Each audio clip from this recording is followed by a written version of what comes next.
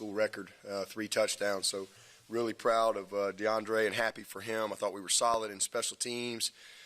Defensively, they rushed for 429 yards last week. So we really, accepted the challenge. You knew exactly what we were going to get coming in, and you can either match up to it or you can't. And our guys were really excited to go play. Held them to 97 yards rushing, so just super proud of that. 2 sacks, and then I think they had 11 punts, maybe 10, only 10 first downs. But the best part is, Chad Smith causing that fumble, and Logan coming up with it and rumbling, tumbling to the end zone. That was awesome. We had a couple other opportunities for some turnovers, but we didn't capitalize. But really proud of our defense. Just had one good drive, but that's a good offense, and they've been moving the ball on everybody. So just a super job, great preparation all week long, and then again, just a shout out to Robbie Caldwell. I think there's only like one other person alive at this level, assistant coach, that's coached his 500th game, and that just is indicative of who he is, his just youthfulness, his longevity, his perseverance, and just his reputation that he has in this business. So really happy for him. It was a lot of fun in the locker room. We had a jersey for him, had a cake, and busted out some music, so he'd have to get in the circle and dance. And I hope to the good Lord that there's some footage of that somewhere, because it was awesome. It was awesome. But at the end of the day, again, I thought this was our most complete game. We've had some really good games. We're 8-0, and we really have played pretty well all year. Outside of obviously we didn't play great at North Carolina, but we found a way to win. And but today I thought was just the most complete game. Very clean in all phases, and good to see that. So again, next week kind of starts the 4th quarter of our journey, and I think we're in a good spot as we get back together on Monday and move on to the next one. Our crowd was awesome. Homecoming, it was great to be able to reward our homecoming crowd with a win. Just great energy on campus all week. I just appreciate our students. It's so much fun to see all the activity and the school spirit, with the floats and going out Wednesday night and our players being able to go take pizzas. It was a lot of fun to be a part of that. So a great week, fun game, and, good momentum for us going into next week. Did y'all think that their size, like at linebacker and DB, made it a matchup advantage for you guys to make it a space game and sort of isolate you? Well, I just think it was more our speed, not necessarily size. They're not quite as big inside as they've been, but they're still Boston College, and but we felt like that we matched up well outside, and we definitely wanted to get the ball in the space, and we thought that and just mix it up, keep them off balance. We moved the pocket. We had a lot of play action early. The key was getting the running game going early, and then everything kind of came off of that with some play actions on first down. We had a couple nakeds, and mixed in some really effective screens as well. So just some of our biggest plays just came after the catch, yards after the catch, and so just the speed and quickness of our guys, we did feel like that was an advantage for us. But they're still a well-coached, well-coordinated group over there, but not quite as big inside as they've been, but still, 290-pounders in there. Coach, how rare is it from a play calling standpoint just to be able to really do whatever you want offensively? I think we were 5 touchdowns in a field goal on your first 6 possessions. Yeah, well, that's what we're capable of. When we're in rhythm and we're efficient and we're not having penalties and turnovers and missed opportunities. We made the layups. We just really were a very focused group today, and 11 guys. I mean, it was just rare that we had a hiccup. And so it was exciting to be a part of that energy, and I think it's just great. It's great they know what they can do. It's great for their confidence, and it was awesome to see Trevor have a great game. We moving forward. What about the job the defense did outside of Dylan, who's going to get his yards and his rushes? they seem to have taken all the eye candy that offense is famous for showing and kind of erased it and washed it out. Yeah, a lot of discipline on the play action, and we did a good job. They got us one time on the tight end on the backside, and I was really pleased that we covered the throwback down there in the red zone. Disappointed that they popped they probably checked to it, but they popped the draw on us down there on 3rd and 10, which was a good play by them. But we did a heck of a job. I mean, we were well positioned pretty much the entire game. They did get outside of us a couple times where we didn't quite leverage it as well as we needed to, but all in all, we did a heck of a job. That back is good. I mean, and you can fit it up just right, and sometimes he still gets 5 yards. I mean, he's a pro. He'll be a good pro back for somebody for sure. And the other kid coming in there is about 240. But the biggest thing, the challenge is the play action and all that comes off of it. They've made one great play down the middle. We didn't have bad coverage. It was a great throw and a great catch. But I was pleased that we didn't give up. Because we've played these guys in the past, and sometimes we've had guys running wide open. I remember up there a few years ago, the fullback dropped the ball. Probably could have maybe even given them a chance to win the game down their sideline. But we didn't have that. So just good discipline. And, again, that's a reflection of the back seven. We're a smart group. We're a group that prepares well. They study a lot of tape. They take a lot of pride in it. And, take a lot of pride in being on the same page. Trevor's had. I guess how's he been this year as far as mindset and mental when so much was made coming into the year about him possibly having a really big senior year, and then to see him kind of explode today the way he did? Yeah, he's been awesome. I mean, he's amazing, and he is having a good senior year. Today was exceptional, but again, I mean, he's just with a really talented group, and so it's what we always talk about. Just you got to play well. And you got to take advantage of your opportunities because there's only one ball. We got a lot of good guys, but he's been awesome. He's one of the best teammates on the team, and loves his team, loves his opportunity here. He's loved every second of his experience at Clemson, and it's refreshing because he's a guy that certainly could have left or something like that, and jumped into the portal or whatever, but he's just stayed the course, and it's awesome to see him be rewarded with a game like that. He's a very good player. Very good player. Maybe be a springboard for him. Yeah, I hope so. Yeah, I mean, he just, like I said, I mean, it sometimes the ball just finds you, and sometimes it just works out just right, and you just never know, especially when you play receiver. The best thing you can do is just bust your tail and be ready and capitalize on those moments. Any particular reason that Batson came in late instead of Tyson? No, we just wanted to get him in there, and we're still, I think we got 3 games on Tyson right now, and he'll probably, we got for sure one more, and then we'll kind of just gives us a little bit of leeway as we move forward on how we roll with him. But we wanted to get Ben in there, and he looked pretty good in that number 92, didn't he? I asked him, I said, Ben, do you want it?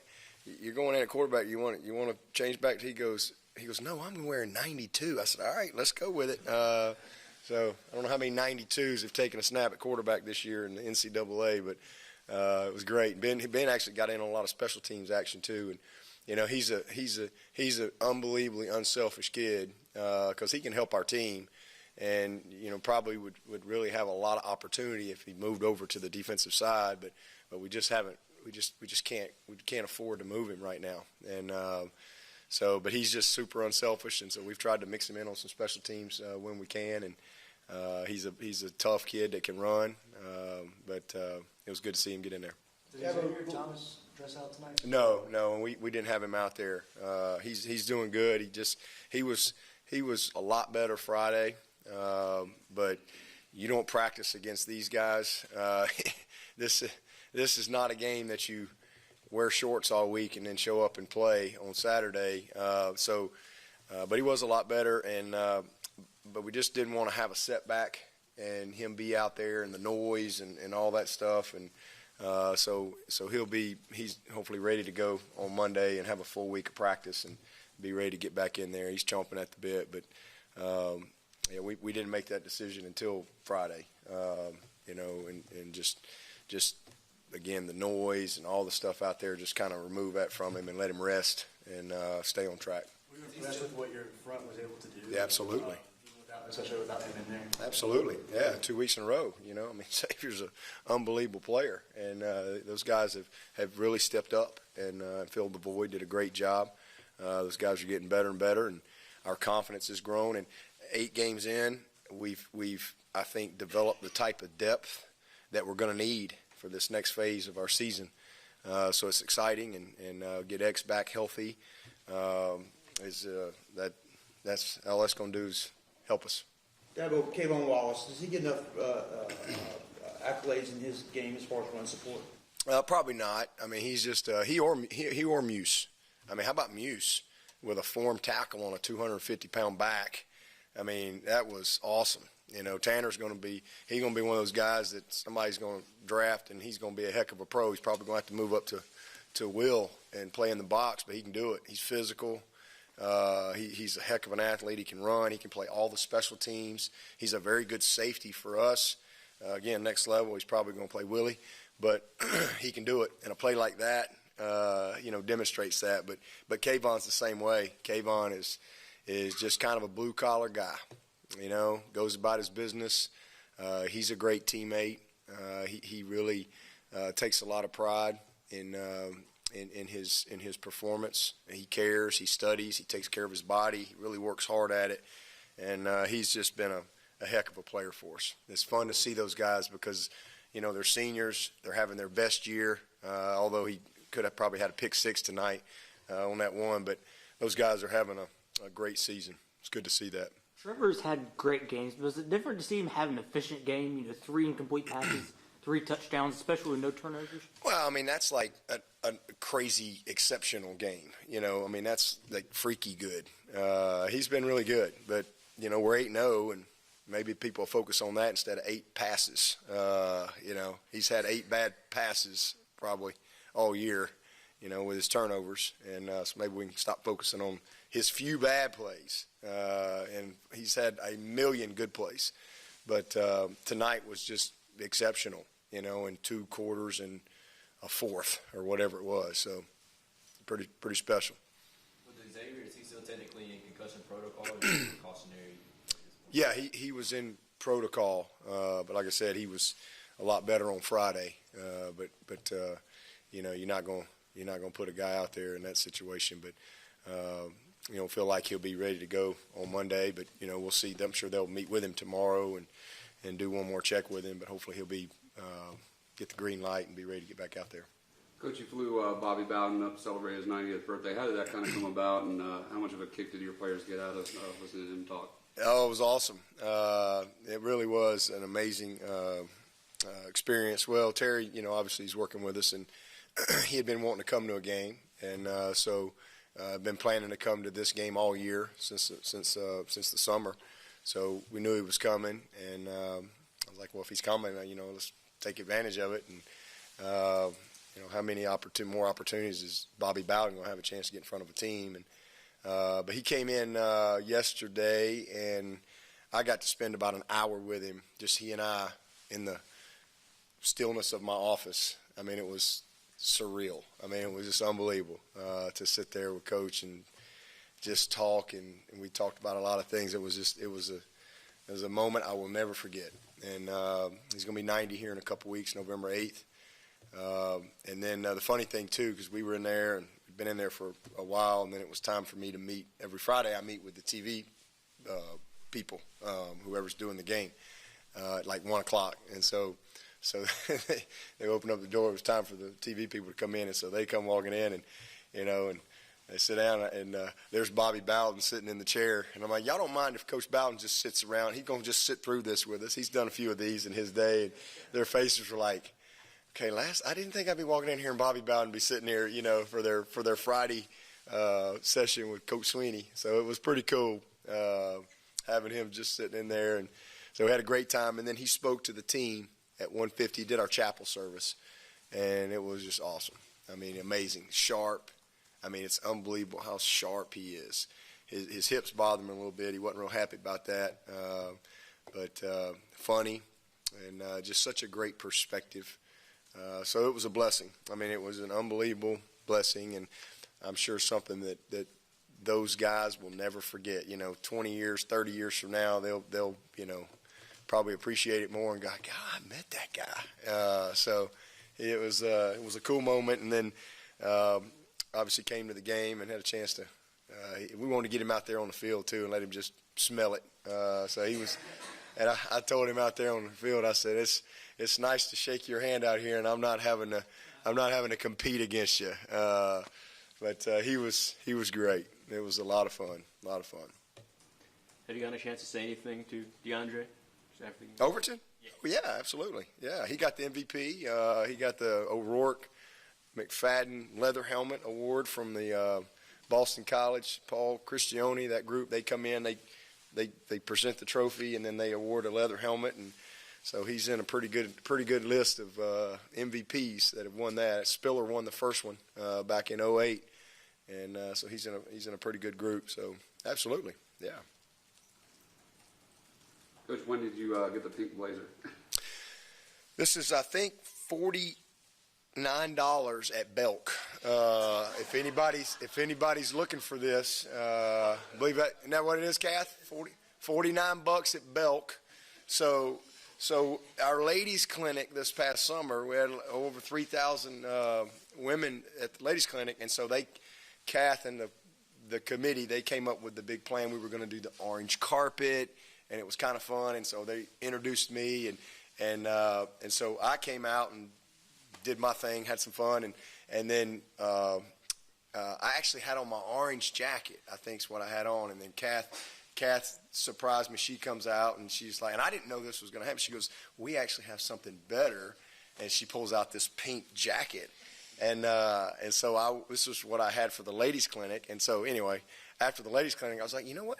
I think I'm going to wear that for the breast cancer game this year. So I've been waiting to pull it back out. And you know what? It's crazy. I got a couple of nice suits. I don't get no comments. I walk in the team meeting yesterday with my $49 belt, pink coat, and those guys, they were like, whoa. I mean, they were blown away. So, yeah, shout out to Belt. You know better than that. There you go, man. There you go. Hashtag shameless plug. There you go. I love them, but I don't want to go to that bowl. Been there, done that. Y'all not going to like me if we're there. But I like their clothes.